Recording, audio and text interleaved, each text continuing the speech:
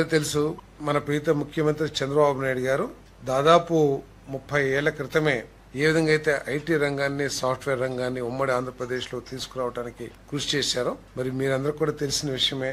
ముఖ్యమంత్రి గారు సాక్షాత్తు అమెరికాలో సిలికాన్ వ్యాలీ అన్ని సాఫ్ట్వేర్ కంపెనీలకు వెళ్లి మన రాష్ట్రంలోకి సాఫ్ట్వేర్ రంగాన్ని తీసుకురావడానికి ఏ విధంగా ప్రయత్నం చేశారో, ఇప్పుడు మళ్లీ అటువంటి ప్రయత్నాన్ని క్వాంటమ్ వ్యాలీ స్థాపించడం ద్వారా, క్వాంటమ్ కంప్యూటింగ్ ని ఇక్కడ డెవలప్ చేయడం ద్వారా ఈ రాష్ట్రాన్ని మళ్లీ క్వాంటమ్ రంగంలో నెంబర్ 1 గా తీసుకురావాలని చెప్పేసి ముఖ్యమంత్రి గారు ప్రయత్నం చేస్తా ఉన్నారు. ఈ క్వాంటమ్ వ్యాలీ ఏదైతే ఉందో ఈ రంగాన్ని స్థాపించడం కోసం దేశంలో ఇతర ముఖ్యమంత్రులందరూ కూడా కృషి చేసినా కూడా అంతర్జాతీయ సంస్థలు ఐబిఎం కానివ్వండి, టాటా కానివ్వండి, వీళ్ళంతా మన చంద్రబాబు నాయుడు గారు, ముఖ్యమంత్రి చంద్రబాబు నాయుడు గారి నాయకత్వంలో, ఐటీ మినిస్టర్ లోకేష్ గారు నాయకత్వంలో పనిచేయడానికి ఉత్సాహం చూపించడం మూలంగా ప్రధానమంత్రి గారు ఇక్కడనే క్వాంటమ్ వ్యాలీని ప్రోత్సహించమని చెప్పేసి మరి కేంద్ర ప్రభుత్వ ఉన్నతాధికారులకు సూచన చేయటం, తద్వారా ఇక్కడ కార్యక్రమం చేయడం జరుగుతుందని చెప్పేసి నేను మనవి చేస్తాను.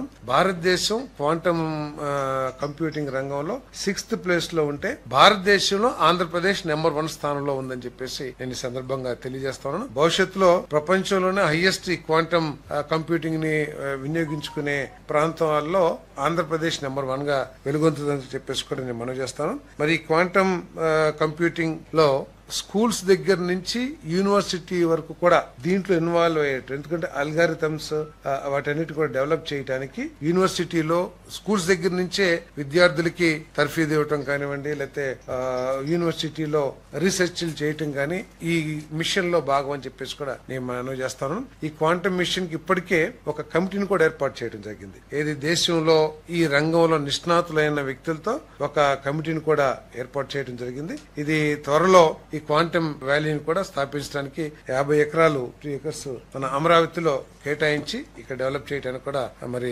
చర్యలు తీసుకుంటున్నాం అని చెప్పేసి మనం చేస్తాను. భవిష్యత్తులో 5 నుంచి 10 సంవత్సరాల లోపు ఆంధ్రప్రదేశ్ ఈ రంగంలో నెంబర్ 1 స్థాయికి వెళ్లి ఈ రాష్ట్రంలోని లక్షలాది మంది, వేలాది మంది యువకులకి ఏ విధంగా అయితే సాఫ్ట్వేర్ రంగంలో మన తెలుగు వారు ఉన్నత స్థానంలో ఉన్నారో ఈ రంగంలో కూడా ఉన్నత స్థానాలకు వెళ్లి ఈ రాష్ట్ర ప్రగతికి ఉపయోగపడుతుందని చెప్పేసి కూడా ఈ సందర్భంగా తెలియజేస్తాను. నేను 66(1)(b)లో సెక్షన్ 66(1)(b)లో restriction on women's right night time employment between 7 PM 6 PM ఇంత ముందు చేస్తానికి లేదు.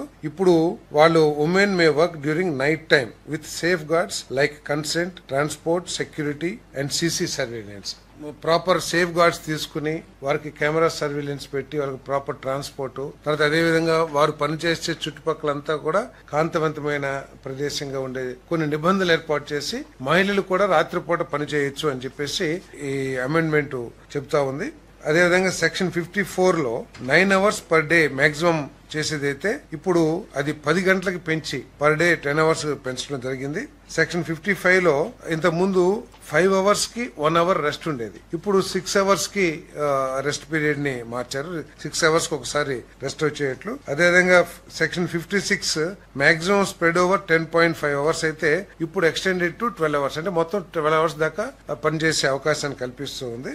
ఓవర్ టైం సెక్షన్ 64 ప్రకారం ఇంత ముందు 50 గాని 75 గంటలు గాని మాత్రమే ఓవర్ టైం చేస్తానికి అవకాశం ఉండేది. బట్ ఇప్పుడు 144 hours 144 hours per quarter over time చేస్తానికి అవకాశం కల్పించే విధంగా ఈ చట్టాలని అమెండ్మెంట్ చేయడం జరిగిందని చెప్పేసి మనం చేస్తున్నాం. ఇదంతా ఏంటంటే ఈజ్ ఆఫ్ డూయింగ్ బిజినెస్ లో భాగంగా నిబంధనలను అమెండ్మెంట్ చేయడం జరిగిందని చెప్పేసి కూడా ఈ సందర్భంగా తెలియజేస్తాను. ఇప్పుడు ఇంతకు ముందు women employment during night time కు సంబంధించి కొన్ని నిబంధనలు ఉంటే women May work during night time with certain, ఇందాక చెప్పాను కదా, సిసి కెమెరా సర్వేలియన్స్, ప్రాపర్ సేఫ్టీ, తర్వాత వారికి మంచి వసతులు అవన్నీ కూడా ఉంటే పని చేయొచ్చు అని చెప్పేసి కూడా ఈరోజు ఈ చట్టం మార్చడం జరిగిందని చెప్పేసి మనం చేస్తాను. అంటే ఆదాయం పెరిగింది కదా, ఎక్స్ట్రా వర్క్ చేస్తారు. ఓటీ ఇప్పుడు ఇంత ముందు 50 గంటలే చేస్తానికి అవకాశం ఉండేది, ఇప్పుడు 144 గంటలు చేస్తానికి అవకాశం ఉంది. దానివల్ల ఆదాయం కూడా పెరుగుతుంది. అదేవిధంగా ఇది నిబంధనల మూలంగా ఏంటంటే ఉమెన్ వ్యవస్థీకృత రంగంలో కూడా, అంటే ఫార్మల్ సెక్టర్స్, ఇంత ముందు చిన్న కుటీర పరిశ్రమలు, చిన్న పరిశ్రమలు పనిచేసేవాళ్ళు ఇప్పుడు ఎస్టాబ్లిష్డ్ ఫ్యాక్టరీస్ కానివ్వండి, లేకపోతే కార్పొరేట్ సెక్టర్స్ లో కూడా పనిచేయడానికి వాళ్ళకి అవకాశం లభిస్తుందని చెప్పేసి మనం చేస్తాం. కొత్త సంవత్సరం, మన సంవత్సరం పూర్తి చేసుకున్న సందర్భంగా ప్రభుత్వం వచ్చి 1 year అయిన సందర్భంగా 17 మంది యావజ్జీవ ఖైదీలకు క్షమాభిక్ష మంజూరు చేయడం జరిగిందని చెప్పేసి మనం చేస్తాను.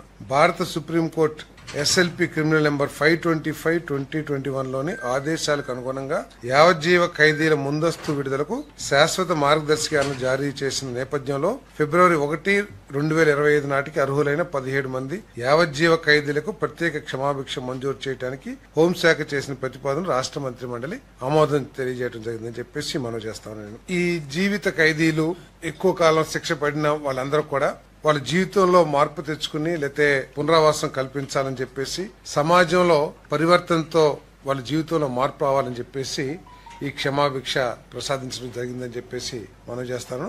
వీళ్ళు కానీ మళ్ళీ ఏదైనా క్రిమినల్ యాక్టివిటీస్ లో కానీ చట్ట వ్యతిరేక పనుల్లో కానీ ఉంటే ఈ క్షమాభిక్ష రద్దు చేయడానికి కూడా ప్రభుత్వం నిశ్చయం తీసుకుందని చెప్పేసి మనం చేస్తాను. ఈ మరి ప్రభుత్వం జైల్స్ అన్నిటినీ కూడా రిఫార్మ్ చేయాలని ఈ ఖైదీల క్షమాభిక్ష సంబంధించి ఖైదీల పరివర్తన సంబంధించి వీళ్ళందరూ కూడా ఏంటంటే అక్కడ లోకల్ పోలీస్ స్టేషన్స్ కి రెగ్యులర్ టచ్ లో ఉండి వీరి ప్రవర్తన మీద ఎప్పటికప్పుడు నిఘా సంస్థల ద్వారా కానివ్వండి లేదా పోలీస్ స్టేషన్ ద్వారా కానివ్వండి రిపోర్ట్స్ తెప్పించుకుని వాళ్ళని పర్యవేక్షించడం కూడా జరుగుతుంది. మరి భవిష్యత్తులో కూడా ఈ జైల్స్ ని రిఫార్మ్స్ తీసుకురావాలని చెప్పేసి అన్ని కూడా ప్రభుత్వం ఆలోచన చేస్తుందని చెప్పేసి నేను మనం చేస్తా ఉన్నాను. అదేవిధంగా 248 APSPF లో 248 కానిస్టేబుల్ ను హెడ్ కానిస్టేబుల్స్ గా పదోన్నతి ఇవ్వడానికి మరియు కానిస్టేబుల్ సంఖ్యను 248కి తగ్గించడానికి హోంశాఖ చేసిన ప్రతిపాదనకు రాష్ట్ర మంత్రి మండలి ఆమోదం తెలిపింది.